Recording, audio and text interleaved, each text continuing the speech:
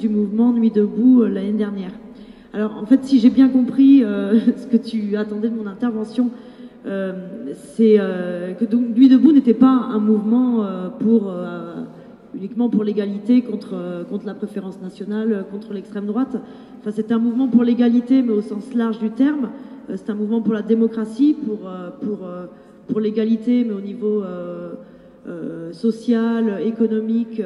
Et en fait, je pense que peut-être que ce qui peut être intéressant, c'est que en retraçant comment Nuit debout s'est créé, il peut y avoir des recettes à tirer pour qu'un mouvement plus large pour l'égalité, à proprement parler pour la préférence contre la préférence nationale, puisse voir le jour, en fait. Donc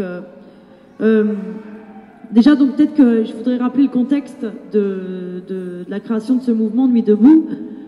On était à l'époque en plein état d'urgence.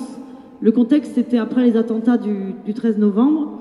La place de la République, on s'y était retrouvés après. Nuit debout, Nuit debout, ça a fonctionné, on ne sait pas pourquoi, et les personnes qui étaient à l'initiative de Nuit debout, il y a une grande part, on aurait pu faire la même chose, tenter la même chose quelques mois avant, ça n'aurait pas marché. Enfin là, les conditions météo n'étaient pas réunies, je trouve que ça a marché. Enfin, ça a marché dans le sens où on était les premiers surpris que pendant des semaines, il y a des gens qui se réunissent sur la place de la République, dans plein d'autres villes. Et je pense qu'en fait, s'il y a deux éléments à retenir et qui sont importants dans une lutte pour l'égalité et dans toute lutte d'ailleurs, qui étaient les deux jambes de Nuit debout, c'est alors que moi j'aime bien appeler la convergence des luttes et la convergence des gens.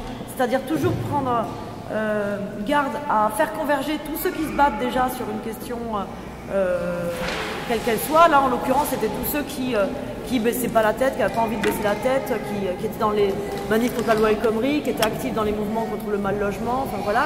Un endroit où ils puissent converger sans essayer de retomber dans la plateforme de revendication commune où on sait qu'on va faire que cliver et puis qu'on va retrouver les clivages traditionnels et on va pas être d'accord. Et puis le deuxième aspect, donc c'est quand je dis la convergence des gens, c'est toujours essayer de faire en sorte de parler pas qu'aux gens qui sont déjà convaincus et déjà mobilisés. Essayer de faire toujours d'avoir en tête que il y a les militants traditionnels organisés dans les cadres traditionnels, mais il y a aussi et surtout ceux qui ne sont pas militants et ceux qui pour autant peuvent être convaincus et passer d'un état d'énervement tout seul devant sa télé à une mobilisation collective. Voilà, en très très résumé, mais je passe pour laisser la parole Alors, dans la transition